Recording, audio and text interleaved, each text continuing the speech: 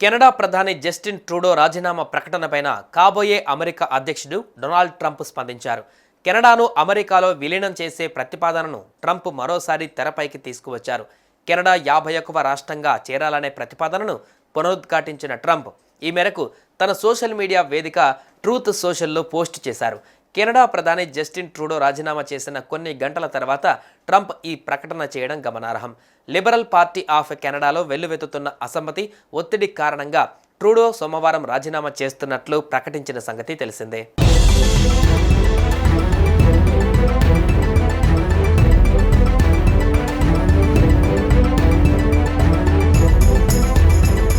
కెనడాలో ఈ ఏడాది చివరలో సార్వత్రిక ఎన్నికలు జరగనున్నాయి. పార్టీ కొత్త నాయకుడిని ఎన్నుకునే వరకు తాను ప్రధానిగా కొనసాగుతానని ట్రూడో మీడియాతో వెల్లడించారు. 2017-2021 మధ్య మొదటిసారి ట్రంప్ అధ్యక్షుడిగా బాధ్యతలు చేపట్టిన సమయంలోనూ అమెరికా, కెనడాల మధ్య మెరుగైన సంబంధాలు లేవు.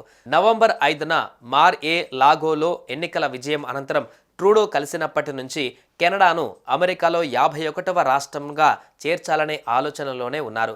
ఆ తర్వాత చాలాసార్లు సోషల్ మీడియా పోస్టులపైన ట్రంప్ ఈ విషయాన్ని ప్రస్తావిస్తూనే ఉన్నారు. దీనికి ట్రూడో కౌంటర్ ఇచ్చారు. అమెరికాలో విలీనమయ్యే అవకాశమే లేదని స్పష్టం చేశారు. ఈ మేరకు ఆయన ఎక్స్ వేదికగా పోస్ట్ చేశారు.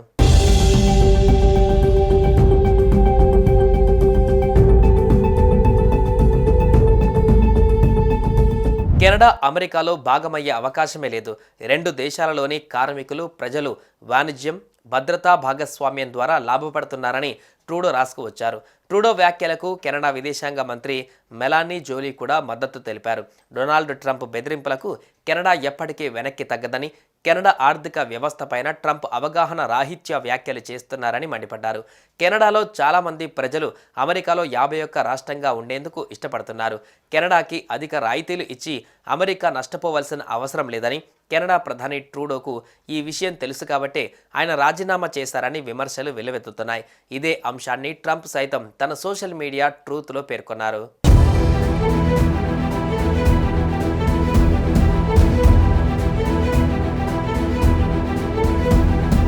కెనడా అమెరికాలో విలీనమైతే టారిఫ్లు ఉండవు, ట్యాక్సులు కూడా తగ్గుతాయి. కెనడాని చుట్టుముట్టే రష్యా, చైనా ఓడల ముప్పును సురక్షితంగా ఎదుర్కోగలమని ట్రంప్ అన్నారు. అమెరికా సౌత్ బార్డర్ నుండి ఇల్లీగల్ ఇమిగ్రేషన్, అక్రమ డ్రగ్ ప్రవాహాన్ని కెనడా నిరోధించకపోతే అక్కడి దిగుమతులపైన 25% టారిఫ్ విధిస్తామని ట్రంప్ హెచ్చరించారు.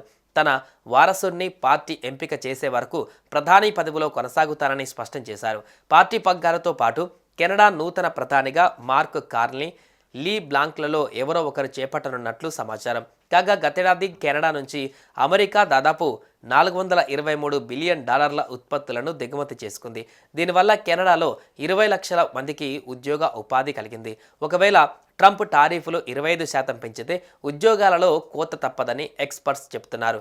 ట్రంప్ అన్నంతా పనిచేస్తారా, వార్నింగ్లతో కెనడాను లొంగదీసుకుంటారా అనేది చూడాలి మరి.